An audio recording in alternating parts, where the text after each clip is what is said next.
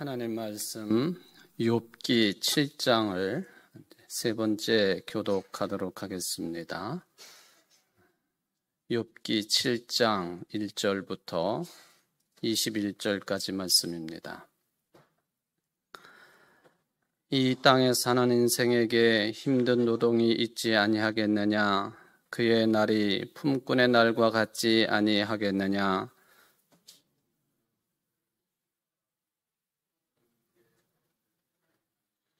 이와 같이 내가 여러 달째 고통을 받으니 고달픈 밤이 내게 작정되었구나.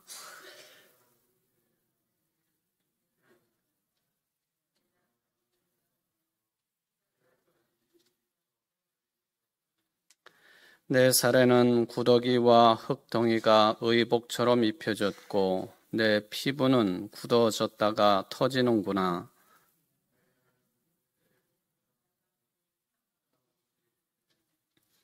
내 생명이 한낮 바람 같음을 생각하옵소서. 나의 눈이 다시는 행복을 보지 못하리이다.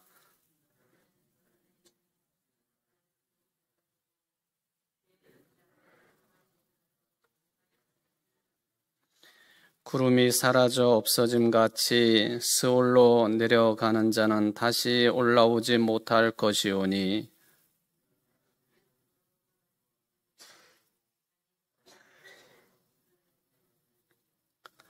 그런즉 내가 내 입을 금하지 아니하고 내 영혼의 아픔 때문에 말하며 내 마음의 괴로움 때문에 불평하리이다.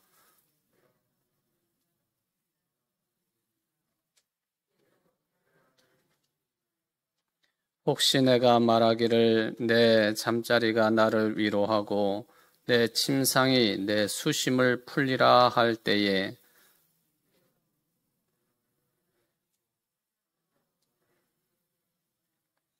이러므로 내 마음이 뼈를 깎는 고통을 겪느니 차라리 숨이 막히는 것과 죽는 것을 택하리이다.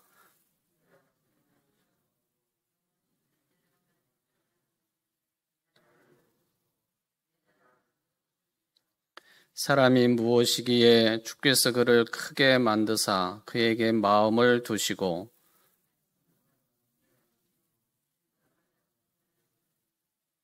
주께서 내게서 눈을 돌이키지 아니하시며 내가 침을 삼킬 동안도 나를 놓지 아니하시기를 어느 때까지 하시리이까?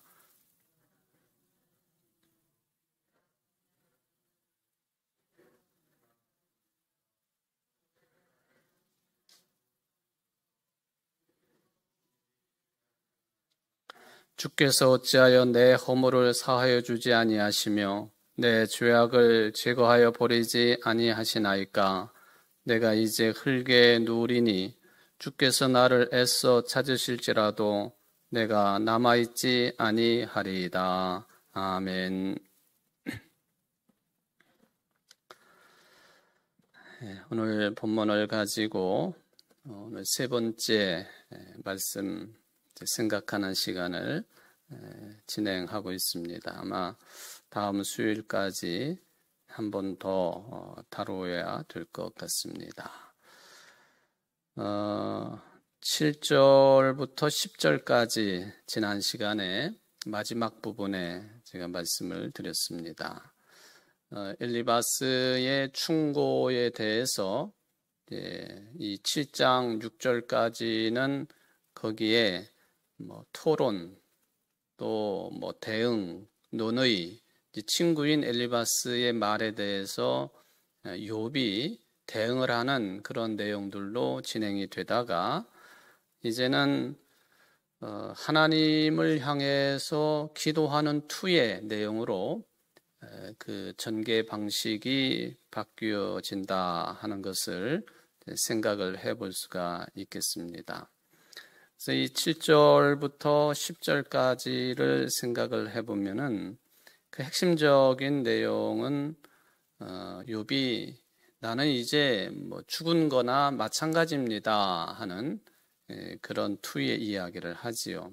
그래서 우리가 가끔 들을 수 있는 용어 가운데 여기 이제 9절에 보면은 스올로 내려가는 자, 이제 스올이라고 하는 용어까지 등장을 할 정도로, 그러니까 이 스올이라고 하는 이 단어의 의미는 그냥 쉽게 말하면 기억하시겠죠. 지옥이라고 하는 개념을 가지고 있지 않습니까?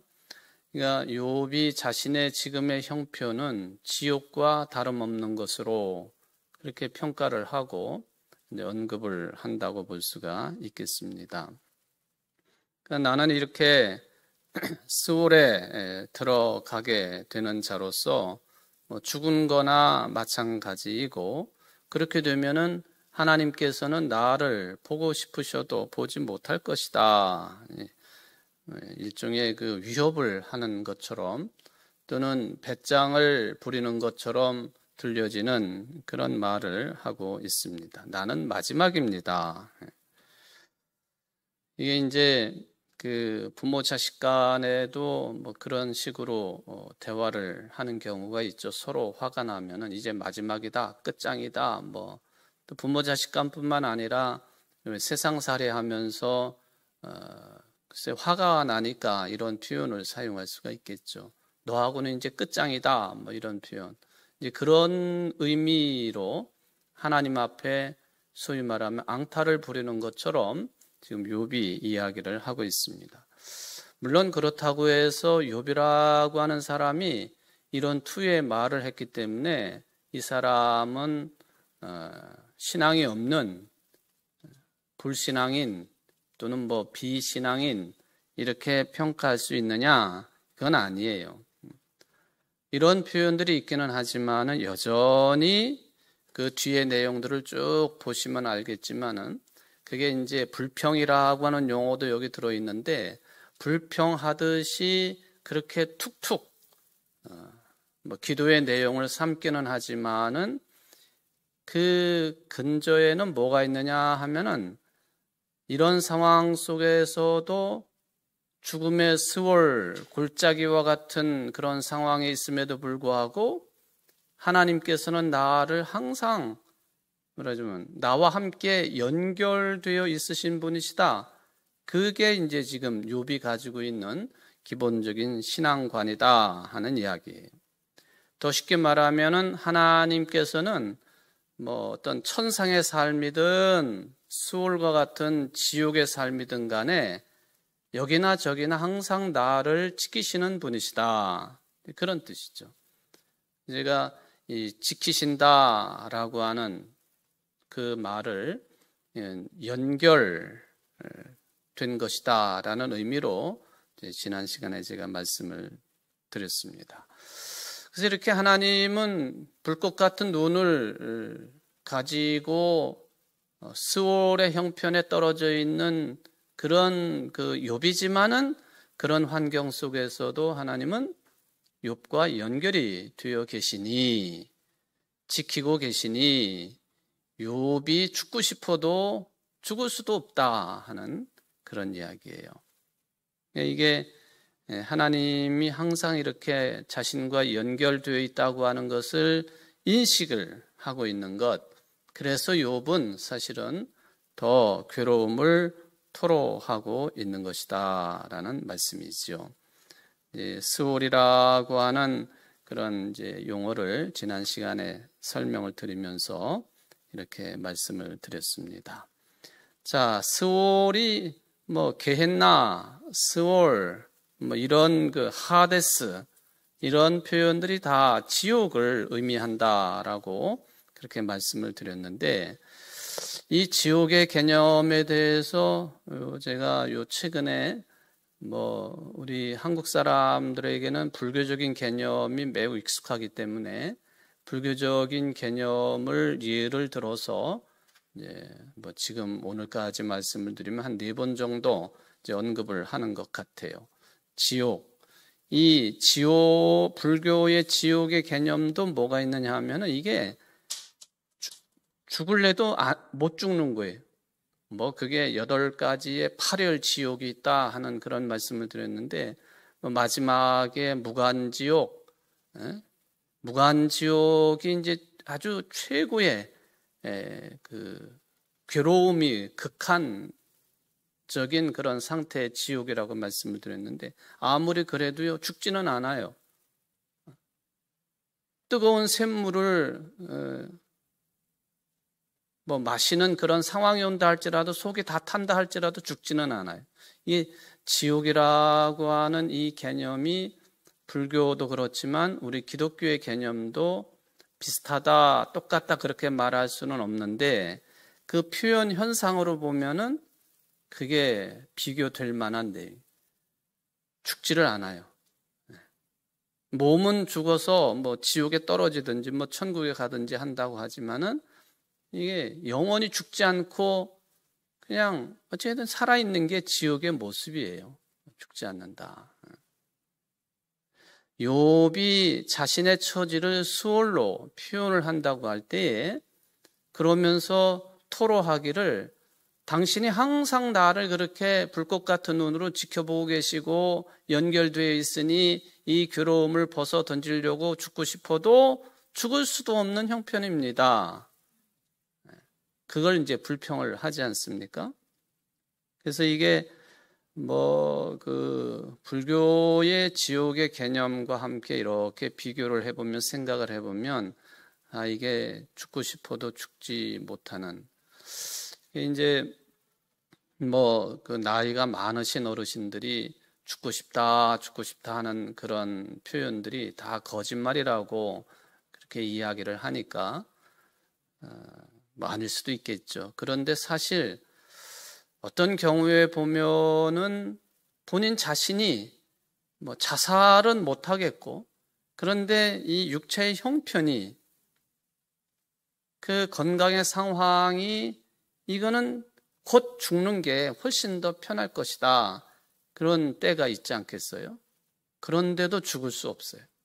죽어지지가 않아요. 그 괴로움은 굉장히 큰 것이죠. 이 지옥의 상황이 그렇다 할 수 있겠고, 또 욥의 지금의 형편이 그렇다라고 생각을 해볼 수가 있겠습니다. 일단 이제 이 구절에 나와 있는 이 스월이라고 하는 지옥, 게헨나, 또 하데스, 뭐 이런 스월, 이게 이제 우리나라 말로는 다 지옥으로 통칭이 되고 있는데, 이런 것을 한번 생각을 해볼 수가 있겠죠. 자, 구약시대 때의 죽음에 대한 그런 판단과 생각들을 한번 이렇게 건드려보고 지나가는 것도 의미가 있겠습니다. 솔직히 말씀을 드리면 구약 성경에는 이 육체의 죽음 이후의 삶에 대한 이야기는 거의 없다고 봐야 돼. 뭐 그럴 수 있겠습니까? 아니, 그래요. 이 몸뚱아리가 죽고 난 다음의 세상, 그 이후의 삶에 대한 이야기, 언급은 거의 없어요. 자, 우리가 이게 지금 뭐 그 지옥이라고 하는 개념이 구약에도 있다라고 말은 했습니다만은, 제가 여기서 말씀을 드리고 있는 우리 그리스도인들이 보편적으로 신앙 고백하고 있는 그 신앙관과 연결해 볼 때 그런 세상은 없다는 거죠. 그게 뭐냐 하면은 죽었다가 다시 살아나는 부활에 관한 신앙은 구약 성경에는 없다는 거예요. 근데 놀랍게도 그 대표적인 나라가 이제 애굽, 이집트 같은 나라를 이제 언급을 할 수가 있겠죠. 이집트의 뭐 카이로가 이제 수도인데, 이 수도 변방에 가보면은 수많은 빈집들이 많이 있어요. 죽음의 집들이라고 불리우는 그런 집들이죠. 근데 왜 이런 집들을 지어놓고 있느냐? 우리랑 똑같은 그런 개념은 아닌데, 저들은 죽었다가 다시 살아날 것에 대한 인식을 가지고 있었다라고 파악이 됩니다. 이제 이집트, 애굽을 이야기하면 그것은 구약시대와 나란히 놓고 평가할 수 있는 그런 내용이지 않습니까? 아주 오래된 국가죠. 인류의 문명의 최초 발생지 중에 하나인 나일강 유역이라고 표현이 되니까 인류 역사 아주 오래전의 역사를 가지고 있는 애굽, 부활 신앙까지 표현할 수는 없지만 부활에 관한 이 몸이 죽었다가 다시 뭔가로 태어날 것이라고 하는 그런 생각들은 가지고 있었다 하는 그런 이야기. 근데 구약 성경에는 우리의 부활 신앙은 거의 없다. 그렇게 봐야 된다고 하는 것이죠. 죽음 이후에 대한 언급은 후대에 나오는 거예요. 그 기준을 이야기하자면은 아마도 그 바벨론 포로 사건과 비슷한 시기에 이런 내용들이 조금씩 유대교 신앙 안에 자리를 잡은 것이 아닐까. 지금 여기 욥기도 이 그 바벨론 포로 전후기와 그 시기적으로 맞물려 있다라고 평가하는 것이 대체적인 그 학자들의 이제 그 학문적인 결과라고 말씀을 처음부터 드렸는데, 그러니까 이 바벨론 포로기를 기준으로 해서 그때부터 이게 조금씩 뭔가 이게 우리 몸이라고 하는 것이 살다가 죽으면 그것이 다 끝나는 것인가 하는 거에 대한 생각들을 조금씩 드러내기 시작을 했다.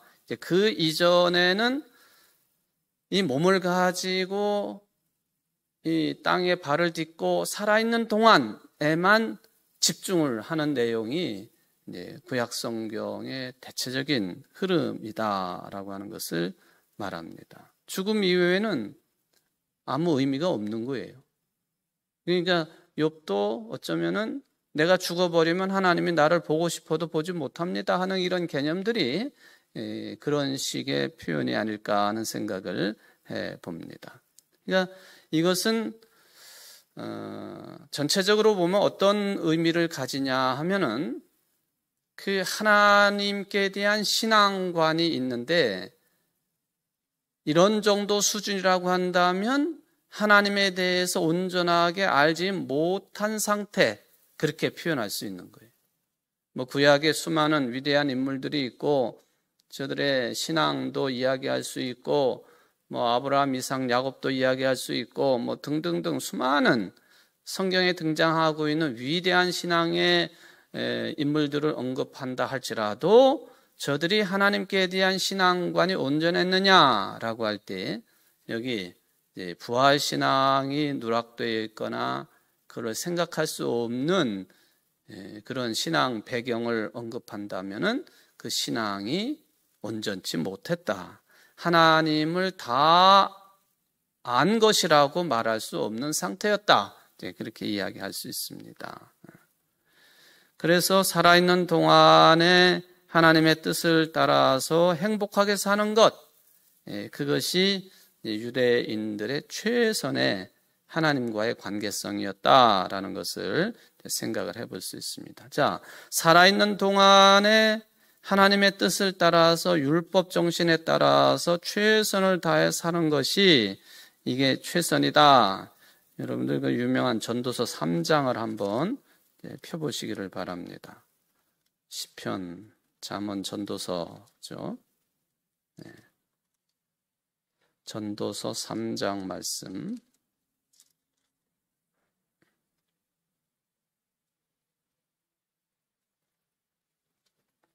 자, 전도서 3장 12절 13절 말씀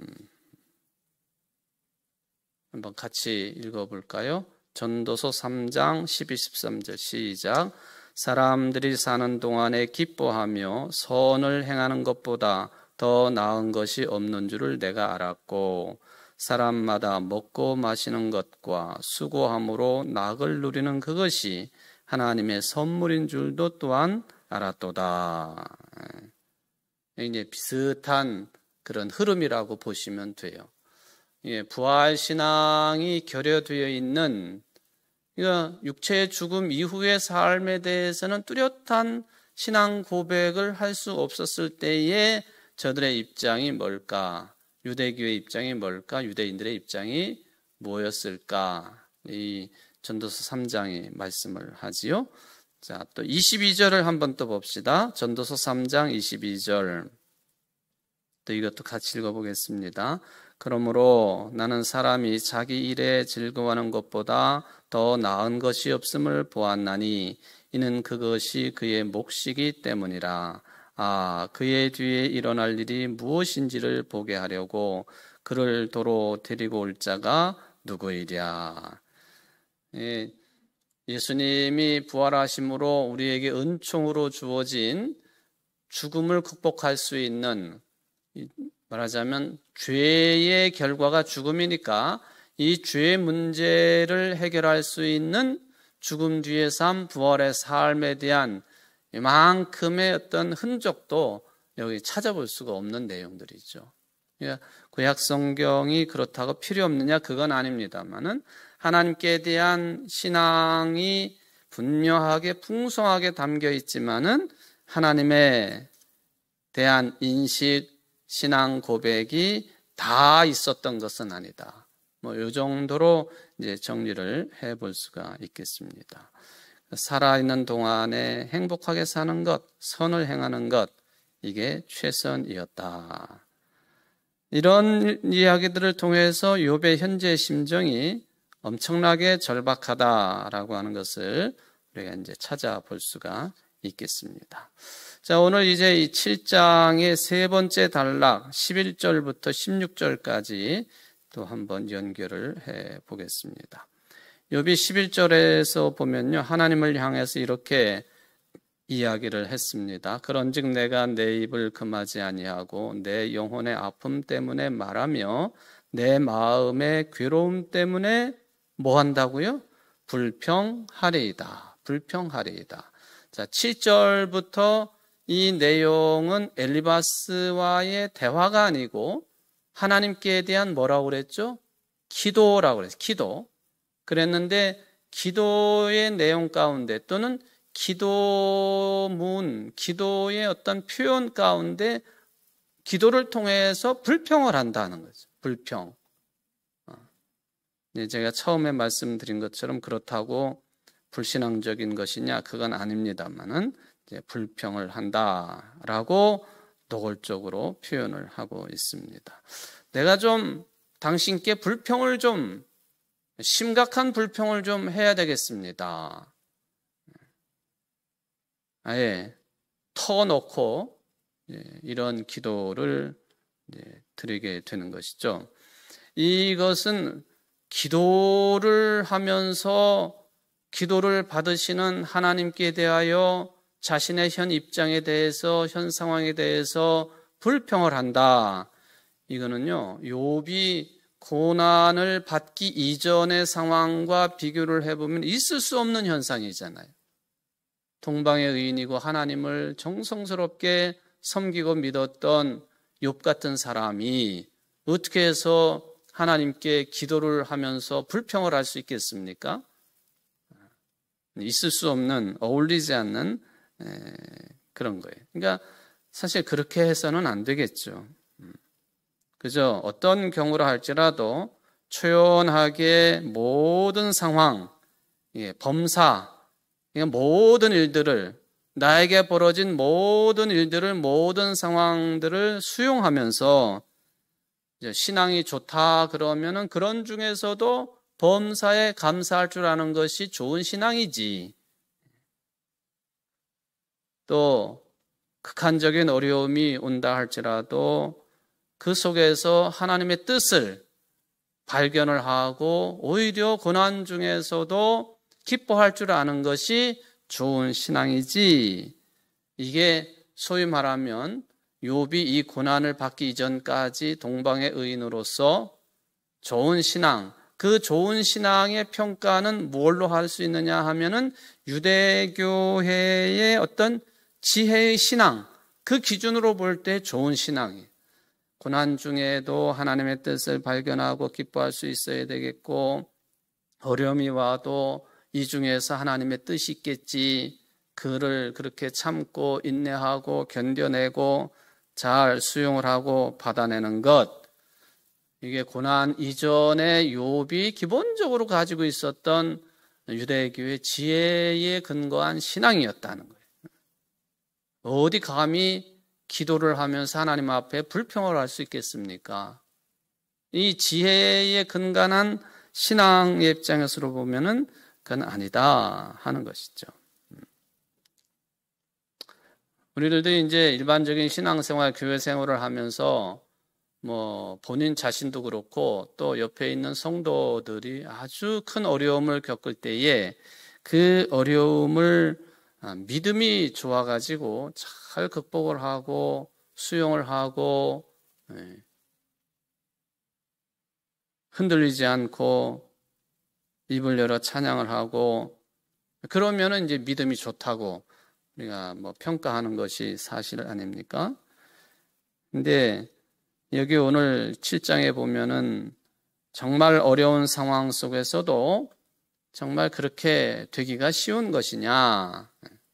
어떻게 보면은 이 속에 있는 우리의 믿음의 내용이나 모습은 겉으로 드러난 평온함이나 또는 여유 있음이나 내가 이럼에도 불구하고 기뻐합니다, 감사합니다. 겉으로는 그렇게 드러나지만은 속은, 내 생각은 있는 대로 짜증스럽고 뭐 참 비신앙적인 그런 모습을 감추고 있음에도 불구하고 믿음이 좋은 애, 믿음이 큰 애, 또는 정내, 나쁜 애 이런 평가에 대한 부담감 때문에 그걸 드러내지 못하고 어떻게 보면 나 자신을 잘 보이게 하기 위한 그런 위선적인 모습, 이게 굳이 좋은 신앙이냐?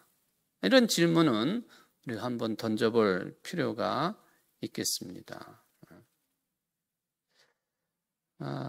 정말 내가 겉으로 드러내는 이런 모습들, 이게 겉과 속이 일치되어 있느냐 하는 그런 질문과도 같다고 생각을 해 봅니다. 어떤 목사님 글에 보면은 이런 내용이 적혀 있어요. 한 10살, 11살, 뭐 12살 정도 되어 있는 아이가 그 부모가 백화점이 무너졌을 때에 돌아가셨어요. 근데 장례를 치르는데 거기 목사님이 조문을 갔더니만 그 어린 아이가 그런 말을 한다는 거죠. 슬프지만은 나는 울지 않겠습니다. 우리 부모님이 하나님의 나라에 가셨으니까 뭐 예수님 품에 안겨 계실 터인데 내가 왜 슬퍼하겠어요? 뭐 만약에 그런 이야기를 이제 했다. 이제 지금 이 목사님이 이제 이런 경험한 것을 기록해 놓은 것이니까 그렇게 이야기를 했다는 거예요. 그래서 그 목사님이 듣고 칭찬을 했습니다.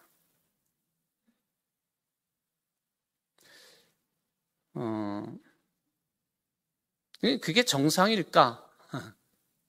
그냥 쉽게 제가 여러분들에게 직설적으로 여쭤봅니다. 그게 정상이냐 하는 것이죠.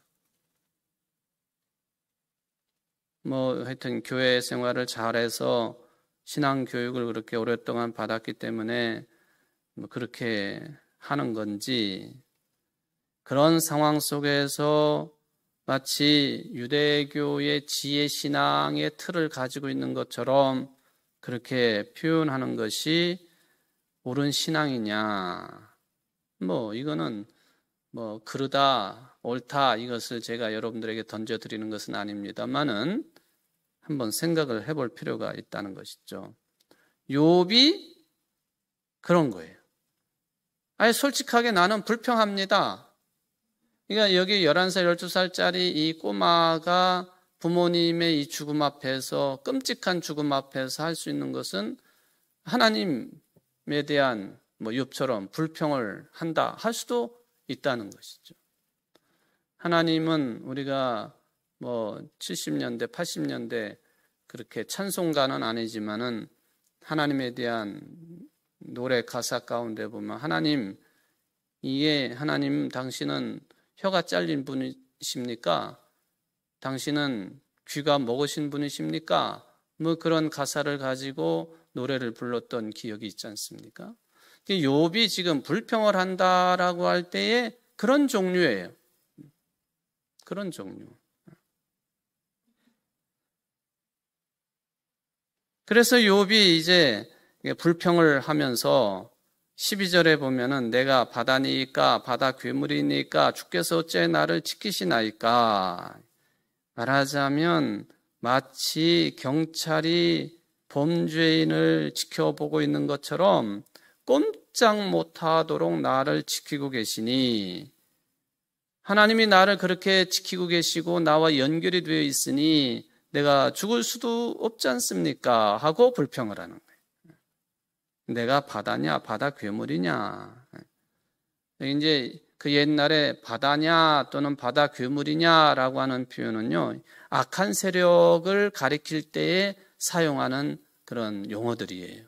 그 욥이 내가 악한 세력입니까? 왜 나를 그렇게 그냥 꼼짝없이 지키고 계십니까? 당신이 그러시니까 내가 죽고 싶어도 못 죽는 건 아닙니까? 하고 이제 불평을 하는 거예요.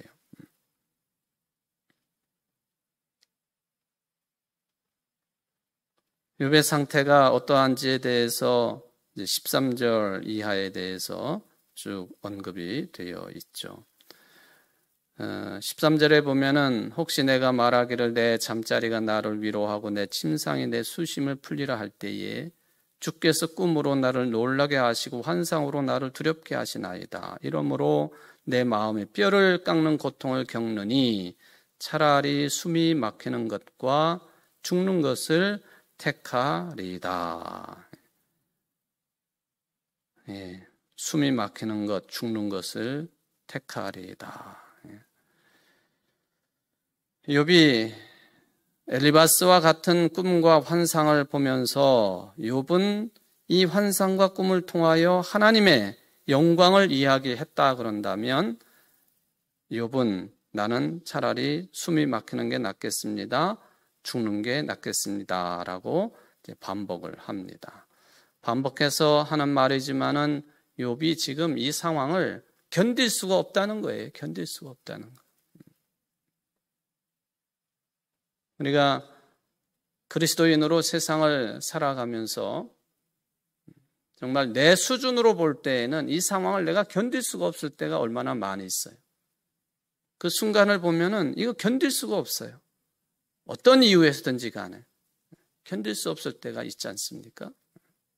욥이 이제 그런 경우인데, 이거는 완전히 몸뚱아리도 다 망가지고 자기 자신만 그런 게 아니라 자식들 10명도 다 죽어버렸고 재산도 다 사라져버렸고 친구들도 비난을 하고 부인도 저주를 하고, 그러니까 모든 것이 다 견딜 수 없는 그런 상황 가운데 떨어져 있을 때에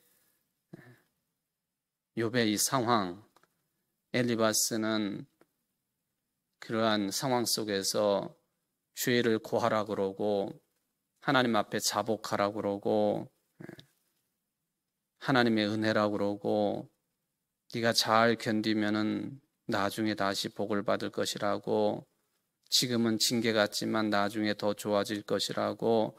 욥은 솔직히 말하면 이런 소리가, 이런 진부한 소리가 그 뭐 무슨 1 더하기 1은 2처럼 정답과도 같은 이런 이야기가 듣기 싫은 거예요, 사실은. 엘리바스의 주장과 욥의 주장, 그래서 반대라고 볼 수가 있겠습니다. 그리고 이런 주장, 욥과 같은 주장도 있을 수 있다고 하는 것, 그게 우리가 욥기를 읽는 목적이고 이유라고 볼 수가 있겠습니다. 우리는 사실 옆에 있는 성도들이 어려움을 겪을 때에 기도하시면 됩니다. 지금 그런 고난의 상황이 이런 뜻입니다. 아주 쉽게 그런 이야기하는 것 한번 잘 생각해 볼 필요가 있겠습니다. 그게 정말로 지혜로운 처신인지. 왜냐하면은 그 어려움과 고난 가운데 있는 분이 고유한 삶에 깊은 심연이 있는 거예요. 이거는 사실은 우리가 아무리 목사도 마찬가지예요. 성도 여러분들의 어려움과 고난 가운데 있을 때 말씀으로 이렇게 안내하고 위로하고 합니다마는 정작에 필요한 것은 성령과의 관계성 속에서 본인 자신이 주님과의 1:1 관계 속에서 잘 풀어가야 되는 거예요. 그 길을 함부로 안내한다고 내 경험을 들이대거나 이래야 된다 저래야 된다라고 윽박지르거나 그렇게 따르지 아니하면 믿음이 없는 것처럼 평가를 한다든지 이것은 매우 위험할 수 있다. 이제 그런 이야기죠.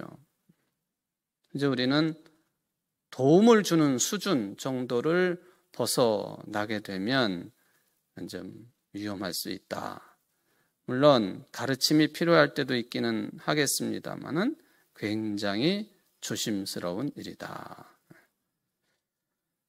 16절을 보면은 내가 생명을 싫어하고 영원히 살기를 원하지 아니하오니 나를 놓으소서 내 날은 헛것이니이다.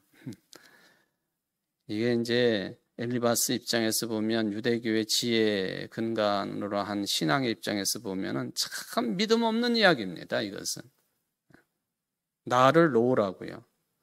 이 나를 놔주십시오. 이건 이제 오늘 계속 지난 시간부터 반복하는 이야기입니다만은 하나님이 지키시고 계니까 어떻게 할 수 없어. 하나님과 내가 연결이 되어 있으니까 하나님과 욥이 연결이 되어 있으니까 욥이 마음대로 자기 자신을 어떻게 하고 싶어도 하지 못해요. 그러니까 하는 말이 나를 놔달라고. 나를 제발 좀 놔달라고.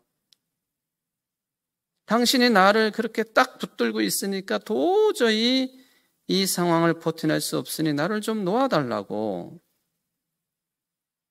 아마 하나님이 계시다고 하는 것을 인정하지 않는 욥이었다고 한다면 이 사람은 얼마든지 10번이고 100번이고 자살할 사람이에요.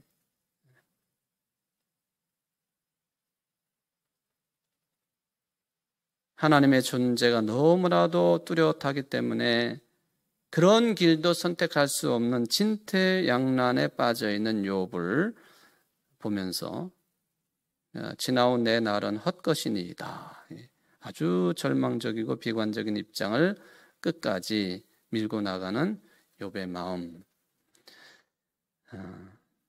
우리가 이제 우리의 신앙의 깊이가 거기까지 이르지를 못하니까 그렇게 되면 당황스럽고 만약에 내가 누구를 상담을 한다거나 대화를 하는데 상대방이 이렇게 나오면요 화가 날 수도 있어요. 뭐 이런 존재가 다 있나? 좀 뭐 좋은 이야기 해주고 신앙적으로 안내를 잘 하고 그러면은 받아들이고 아멘으로 받아들이고 그렇게 살겠다고 결단하고 좀 순적하게 그렇게 따르면 좋을 터인데 여기 욥처럼 그냥 끝까지 반항하는 것처럼 보일 때에는 참 피곤한 일이죠. 힘든 일이고. 그런데 그것을 꼭 불신앙적인 것으로 평가할 수 있겠느냐? 그건 또 아니다 하는 거예요. 항상 본인 자신이 본인에 대해서 너무 잘 알고 있는 거예요. 나보다 옆에서 이야기하는 그 누구보다도 본인 스스로를 너무 잘 알고 있는 거죠. 이게 저는 하나님의 형상의 어떤 영향이라고 생각을 해보는 것입니다. 그러니까 끝까지 하나님과 연결되어 있다고 하는 것, 하나님께서 나를 지켜보고 계시고 또한 인도하고 계시다고 하는 이 끝만, 신앙의 끝만 놓치지 않으면 언젠가는 바른 신앙의 길로, 바른 하나님과의 관계성으로 회복되어질 수 있다. 이게 이제 부족한 인간이지만 인간들을 통해서 가질 수 있는 희망이라고 저는 판단을 합니다. 욥의 상황이 항상 이런 모습이기 때문에 욥기를 읽으면서 계속 이런 상황들을 언급을 할 수밖에 없겠습니다만, 여러분들 이 욥과 같은 경우까지는 아니지만은 내가 또는 다른 사람이 이런 처지 비슷한 상황에 놓여 있을 때에 우리 어떻게 성숙한 모습으로 대할 것인지 또는 안내를 할 것인지 또 하나님과의 관계성을 회복시켜 줄 것인지 이거에 대해서 교만하지 말고 항상 겸손한 모습으로 신약 성경의 정신으로 넘어가 본다면 예수님께서 따르는 자들을 언제나 불쌍히 여김같이 그런 정도의 인내 또 안내라고 한다면 바람직한 신앙의 모습이라고 판단을 해볼 수가 있겠습니다. 기도하십시다. 은총의 하나님 아버지, 감사를 드립니다. 욥기를 늘 우리가 상고하면서 오늘 욥의 이 모습을 판단해 보면은 그저 쉽게 가볍게 생각해 보면 신앙이 없는 사람의 모습인 것이 분명합니다. 그러나 욥은 이런 상황 속에서도 하나님이 자기를 끝까지 또 깊이 지켜보고 계시고 지키신다고 하는 것, 또 본인과 함께 관련을 맺고 계시고 연결되어 있다고 하는 걸 한 번도 놓친 적이 없는 신앙인이었습니다. 그럼에도 불구하고 하나님은 전능하신 분이시고 아버지이시기 때문에 자식이 아버지에게 불평을 털어놓듯이 자기의 상황에 대해서 불평을 털어놓았습니다. 내가 무엇입니까? 차라리 내가 죽는 것이 낫겠습니다. 왜 나를 이렇게 지켜보고 계십니까? 그러니 죽고 싶어도 죽을 수가 없습니다. 하는 그런 신앙의 토로를 욥이 하고 있습니다. 주님, 우리들도 이 비슷한 상황을 만날 때가 있겠지만은 그러나 끝끝내 하나님과 우리가 깊이 연결이 되어 있다고 하는 것, 사도 바울의 말씀에 따르면 사랑으로 하나가 되어 있다고 하는 것을 잠시도 잊지 아니하고 능히 극복하며 또 하나님 앞에 서기에 부족함이 없는 오늘 이 자리에 나온 모든 성도들이 될 수 있도록 은혜를 베풀어 주옵소서. 예수님의 이름으로 간절히 기도하옵나이다. 아멘.